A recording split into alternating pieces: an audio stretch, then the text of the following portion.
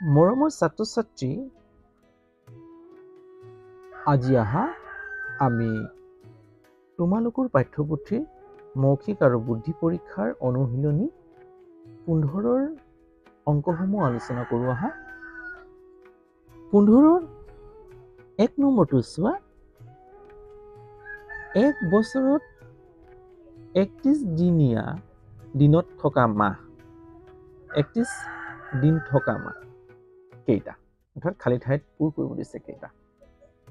আমি জানো যে এক বছৰত 12 মাহ থাকে। কেইটা থাকে মাহ? 12টা থাকে। হল, নামকেইটা তোমালোকে ক্ৰমান্বয়ে জানাই হ'বলা। জানুৱাৰী, ফেব্ৰুৱাৰী, মাৰ্চ, এপ্ৰিল, মে, জুন, জুলাই, আগষ্ট, ছেপ্টেম্বৰ, অক্টোবৰ, নৱেম্বৰ আৰু ডিচেম্বৰ। এই 12টা মাহ থাকে। ঠিক তেনেদৰে অসমীয়াটো আছে, কিন্তু আমাক ইয়াত ইংৰাজী কথা সুধিছে, গতিকে আমি ইংৰাজী মাহকেইটাৰ আমি আজি ইয়াত আলোচনা কৰিম। আৰু প্ৰথমত সুধিছে এক বছৰত 31 দিন থকা মাহ, অৰ্থাৎ আমাৰ এই 12টা মাহত 31 দিন থকা আৰু 28 বা 29 দিন থকা আৰু 30 দিন থকা এই 4টা মাহ আছে। অৰ্থাৎ সংখ্যাৰ ভিত্তিত 4টা ভাগ আছে। হল, এতিয়া চোৱা, আমি কনফিউজ হ'ব নালাগে। আমি প্ৰথমতেই আমি কি কৰিম, এইটো চোৱা, এই হাতটোক লবাই নাই, মই হাতটো দেখুৱাই দিছোঁ। হাতটো লৈ ইয়াৰ পৰা হিচাপ কৰিবা।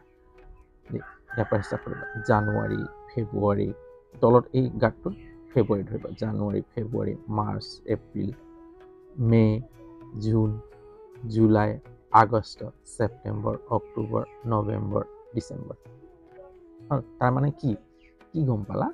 যে এই গাঁঠিটো আছে, গাঁঠিটোৰ পৰা হিচাপ কৰিবা। এই তলৰটোক ধৰিবা, জানুৱাৰী, ফেব্ৰুৱাৰী ধৰিবা তলৰটোক। তাৰপিছত ওপৰটোক আকৌ জানুৱাৰী, ফেব্ৰুৱাৰী, মাৰ্চ, এপ্ৰিল, মে, জুন, জুলাই, আগষ্ট, ইয়াক আকৌ ডবল ধৰিবা।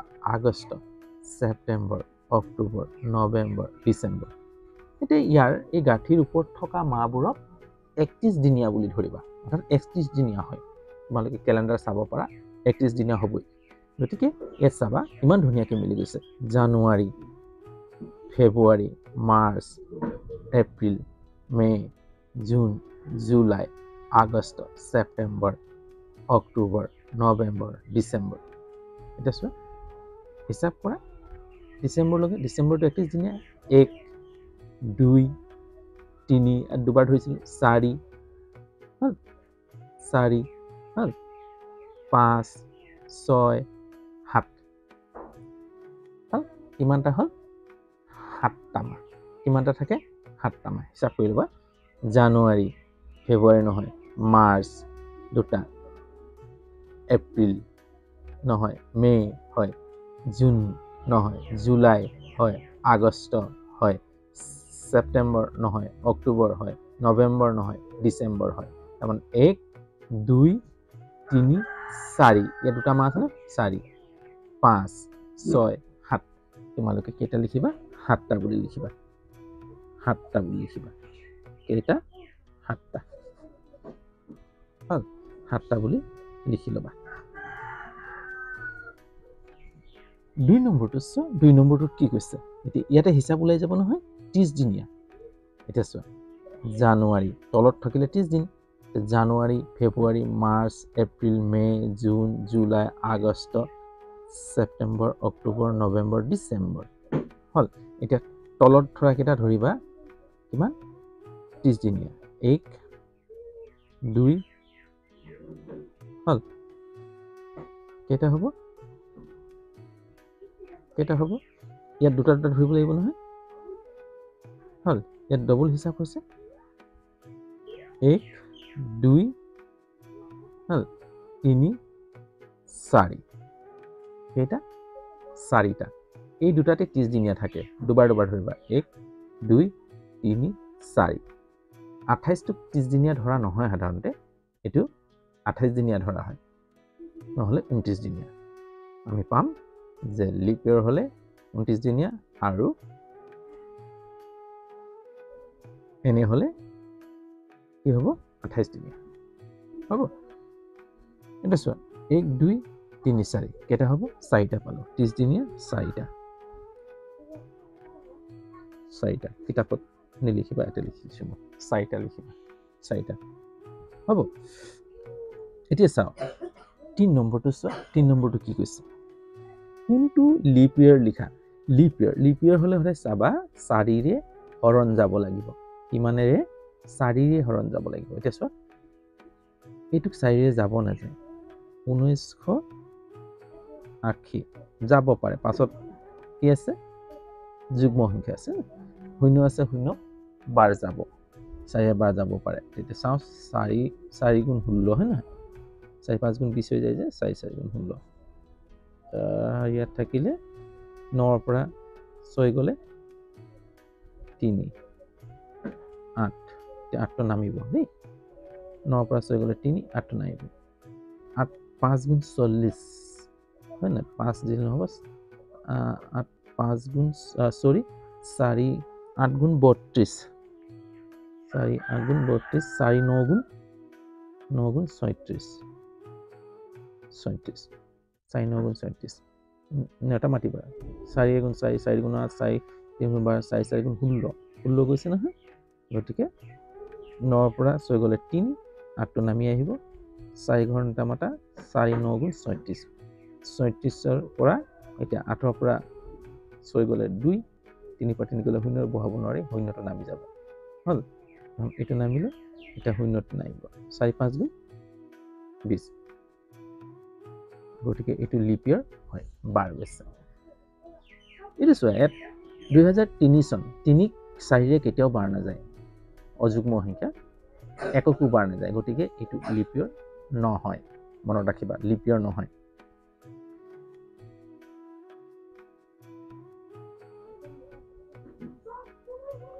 ইয়াত লিখিম কোনটো লিপ ইয়াৰ ইয়াত লিখি লবা কোনটো 1980 এইটো লিখি লবা ইয়াত দি এইটা নহয় কিয় নহয় যে 3 আৰু একক 4ৰে বাৰ নাযায় 4 লগত এনে এটা সংখ্যা নাই যি সংখ্যা পূৰণ কৰিলে 1 পাম পাছত 1 পাম বা 3 পাম দেই এইটো মনত ৰাখিবা এটা চোৱা এটা লিপ ইয়াৰ বছৰত প্ৰথম দুটা মাহত দিন এটা প্ৰথম দুটা মাহ লিপ ইয়াৰ মানে গম পাইছা লিপ ইয়াৰটো কিয় 29 দিনীয়া হল এইটো মনত ৰাখিবা যে আমাৰ 300 সূৰ্যই পৃথিৱীৰ চাৰিফালে ঘূৰিবলৈ এপাক ঘূৰিবলৈ কিমান সময় লাগে 365 সমষ্টি 4 ভাগৰ 1 দিন লাগে এই 4 ভাগৰ 1টো প্ৰত্যেক 4 বছৰত যোগ হয় কি হয় 1 হয় সেই লিপ ইয়াৰৰ কিমান হয় 466 দিন হয় সেই বছৰত 365 দিনটো এনে হৈ থাকে কিন্তু লিপ ইয়াৰত কি হ'ব 366 দিন গতিকে মনত ৰাখিবা যে এই 4 ভাগৰ 1 সমষ্টি লাগে মানে আধা দিন লাগে 4 ভাগ কৰিম আধা দিন লাগে দেই এপাক ঘূৰিবলৈ সূৰ্যৰ চাৰিফালে পৃথিৱীৰে ঘূৰিবলৈ 365 দিন আৰু এদিনৰ আধা দিন লাগে মানে কিমান লাগিব 8 ঘণ্টা হৈ জানো 4 6 গুণ 6 ঘণ্টা 4 6 গুণ 24 6 ঘণ্টা সময় লয় এইটো এটা অনুমানিক দেই এইটো জুখি এটা অনুমানিক এটা হিচাপ কৰিছে কালিলৈ তোমালোকে এইটো পাবা এতিয়া আহা আসল কথালৈ আহো এতিয়া চোৱা এটা লিপ ইয়াৰ বছৰৰ প্ৰথম দুটা মাহ চোৱা প্ৰথমটো জানুৱাৰী ফেব্ৰুৱাৰী প্ৰথমটো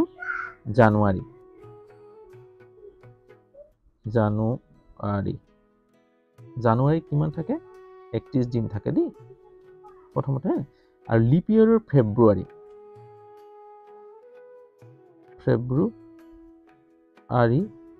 ফেব্ৰুৱাৰী কিমান থাকে 29 দিন থাকে সেই দিনটোত যোগ কৰি দিয়া 1 9 10 1 কৰিলে 3 2 5 1 6 তাৰ মানে 60 দিন কিমান দিন থাকে 60 দিন ইয়াত 60 দিন লিখি লবা 4 নম্বৰ 60 দিন লিখি লবা